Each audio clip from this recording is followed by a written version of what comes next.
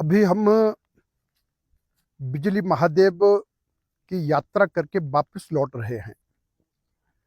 आज का दिन जीवन का सदा याद रहने वाला दिन बन गया है।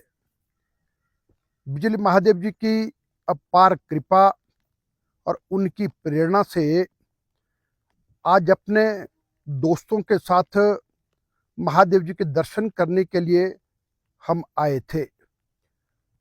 और बिजली महादेव जी ने खूब परीक्षा ली। जब सुबह उठे तो जोरों पर बारिश थी। जब घर के बाहर कदम रखा तो वर्षा और तेज हो गई। लेकिन जब वहां से निकले तो जब यहाँ पर महादेव जी के मंदिर से नीचे एक कराटे छोटा सा गांव है, वहां पहुंचे तो वहां से जब पैदल चलना प्रारंभ हुआ तो वर्षा बंद हो गई। और उसके पश्चात जिस जंगल को महादेव जी का जंगल कहा जाता है, और ये कहा जाता है किसी महादेव जी के जंगल में जो जोगणी माता हैं, जो महामाई माता हैं, उनका निवास स्थान है। और यह भी कहा जाता है कि महादेव जी इस स्थान तक जब पहुंचे तो इसी जंगल के रास्ते से वो आए थे और हम इस अच्छे सुंदर जंगल से होते हुए महादेव जी के मंदिर तक पहुंचे। और आज मैं कहूँगा कि हमारे सभी दोस्त और हम सब लोग इतने भाग्यशाली हैं कि यहाँ पर पहुँच करके महादेव जी के साक्षात दर्शन करने का सौभाग्य प्राप्त हुआ।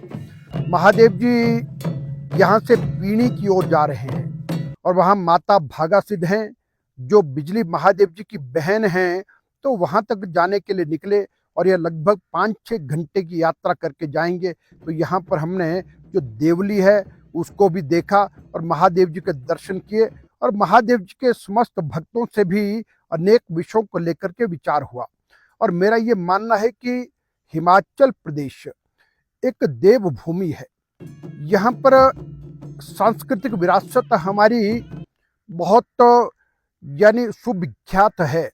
और इसलिए है कि इन स्थानों पर आकर के व्यक्ति अध्यात्म की दृष्टि से और ईश्वर भक्ति की ओर जाने के लिए बहुत यानी प्रेरणा मिलती है। और मेरा यही सबसे आग्रह है कि ऐसे सब हमारे पवित्र स्थानों की पवित्रता सदा बनी रहे और उसके लिए संपूर्ण देव समाज को और हम सभी ईश्वर भक्तों को उसका ध्यान रखना है। और अभी जहाँ पर हम खड़े हैं तो कहा जाता है कि मेरे गांव के देवता, जो 5 गांव के देवता है, भगवान शिव के पुत्र कार्तिकेय स्वामी जी और भगवान शिव के पुत्र हैं। और जब भी वे यहाँ पर आते हैं महादेव जी के पास, तो वे महादेव जी के पास जाने से पहले यहाँ पर इस स्थान पर यानी यहाँ पर आसन ग्रहण करते हैं और उसके पश्चात जो है महादेव जी के दर्शन के लिए निकलते हैं। आज सौभाग्य हमको मिला कि ये भी हमने स्थान किया।